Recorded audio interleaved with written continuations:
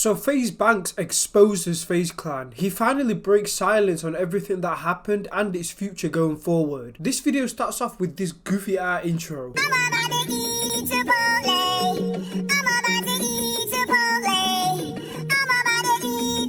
Yeah, you can't be doing this shit, bro. You're not in your 20s anymore. Wrap it up, unk. The first thing I want to say is how incredibly grateful I am to just be here. I'm incredibly grateful for my entire career, my entire life, everybody in this chat right now, whether you've been following me for 15 years and love me, or you fucking despise me, I appreciate it all the same. Man, FaZe Banks is a blast from the past. He reminds me of the Clout House era back in 2017. Rice Gum, Alyssa Violet, vlogging. I was like 14 back then. Crazy. The truth about FaZe. People ran with it, new FaZe members, this, that, what's he gonna say? The FaZe files. Like, yeah, the truth is, I think that everybody lost.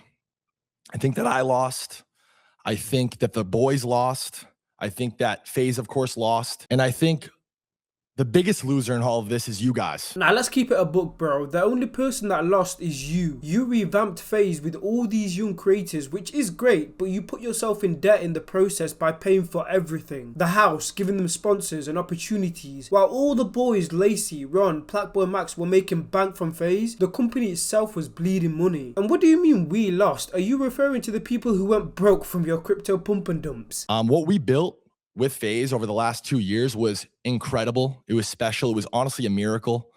We all felt it. We all knew it.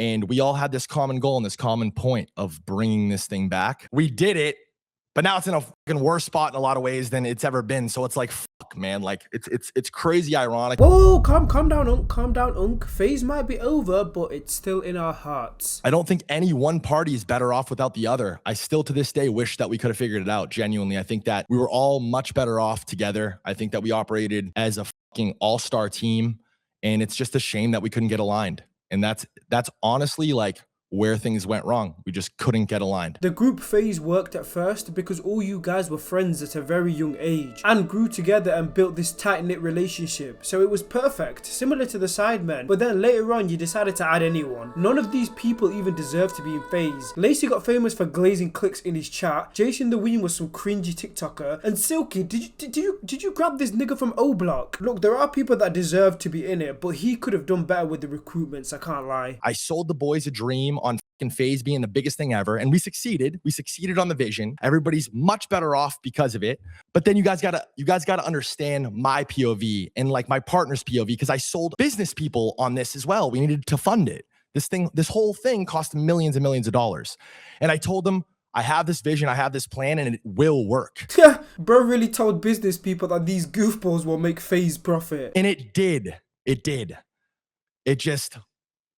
Again, I thought that in good faith, if we did a good job, that we would figure the business out later. Huh? Are you mad? FaZe was a massive company with contracts, ownerships, percentages, sponsors, employees, legal responsibilities, and millions involved. Saying we'll figure out the business later after recruiting people into something that big is reckless behavior in my opinion. If a business structure isn't clear from the start, that causes problems down the line, hence FaZe ending. I think that FaZe experienced success way too quickly and way too rapidly. Like these kids overnight and FaZe overnight were the biggest streamers on planet Earth. What did that create? What kind of environment did that create? They just wanted to create content. They just wanted to stream. I remember these conversations so vividly, and we had them so often. That's where the misalignment was. It was like, hey guys, can we sit down? Can we talk about business? I'm a guy who like, I wish that I focused more on like building content IP or dropping a product with fucking Rice Gum and Alyssa and Summer Rae. I'd be way better off. Like we missed the mark on that because all we cared about was the day-to-day YouTube vlogs, and we were content brain and we were young. I mean, what did you expect? These guys are in their early to mid 20s banking off Twitch. They're not going to think of dropping a product, are they? You really think the same guy that's been used and abused and kicked to the curb by clout demons has the brain capacity to understand how to drop products? And I tried to extend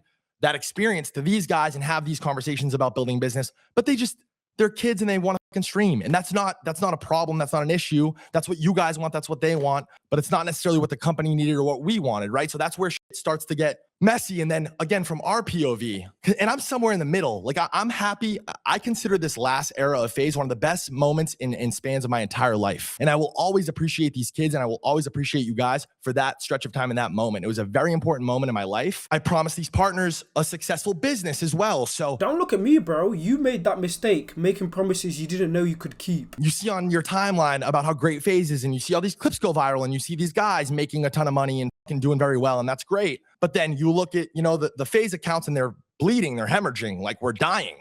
And it's like, well, we need to figure out the business. We need to figure out the business. And a month goes by, and then 6 months goes by, and then a year goes by, and before you know it, you're fucking millions of dollars in the hole. But everyone's telling you how great it all is. But it's not sustainable, and it can't work. Nah, you was treating these guys like royalty. You should have at least took a bigger cut from their sponsors, or have them pay for that huge fuck-off mansion they were living in. Like you said, at the end of the day, it's a business. During your era, you was living in the clout house. It worked for a very long time because I'm sure you guys all chipped in to paying for that glass house you was living in. I don't know if you took cuts from sponsors, but everything was working like clockwork. It was perfect. So yeah, that goes without saying.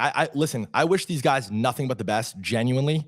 All of them, every last one of them. Anyone who repeats how they're happy for someone isn't. It's okay to be mad at them, Banks. How could you not? They took the biggest W while you lost everything. This image quite literally explains all the FaZe members right now. But then again, I shouldn't feel bad for you either, because you were speedrunning crypto pump and dumps. So I guess karma? I love working with talent. I love investing in people. I love investing in the future. I love taking somebody who I think has potential and dragging that potential to the surface and connecting it with other pieces and other people who I also think have potential. Okay, that's just bullshit. If you think Jason the Ween or Lacey is talented, then I'm the most talented person in the world. But yeah, that pretty much wraps up that segment of the video. He tweeted this out recently. If no one else sees the vision, go alone. That's fucking hard. I can't lie. I will take them words. This is what XQC had to say about all this. I mean, chat, I met with them a year and a half ago, and I told them they would have to monetize, 1, and 2, they would have to find a way to make the FaZe guys and